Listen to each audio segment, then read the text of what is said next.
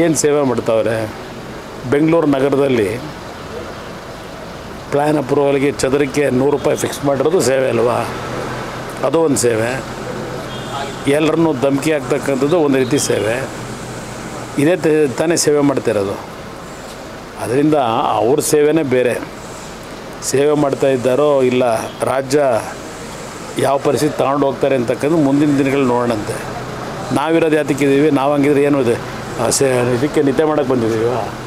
ಅವರೊಬ್ಬರನ್ನ ಸೇವೆ ಮಾಡೋರು. ಹೇಳಿದ್ದು ನಾನು ಕೇಳಿದ್ದೀನಿ, ರಾಮನಗರ ಅಭಿವೃದ್ಧಿ ಬಗ್ಗೆ ಹೇಳಿದ್ದು ನೋಡಿದ್ದೀನಿ. ಏನೋ ಪಾಪ ಪಂಚಾಯತಿ ಮೆಂಬರ್ಗಿಂತಲೂ ಕೆಳಗಿಳಿದು ಕೆಲಸ ಮಾಡ್ತಾರೆ. ಮತ್ತು ಪಂಚಾಯತಿ ಮೆಂಬರ್ನ ಯಾಕೆ ಇಟ್ಕೊಂಡವ್ರೆ? ಪಂಚಾಯತಿ ಮಟ್ಟ ಇವ್ರನ್ನ ಲೋಕಸಭಾ ಸದಸ್ಯರು ಮಾಡಿರೋದು ಪಂಚಾಯತಿ ಮಟ್ಟಿಗೆ ಇಳಿದು ಕೆಲಸ ಮಾಡೋವಂತಲ್ಲ. ಪಂಚಾಯತಿ ಮತ್ತು ಸದಸ್ಯರು ಏನು ಮಾಡಬೇಕು?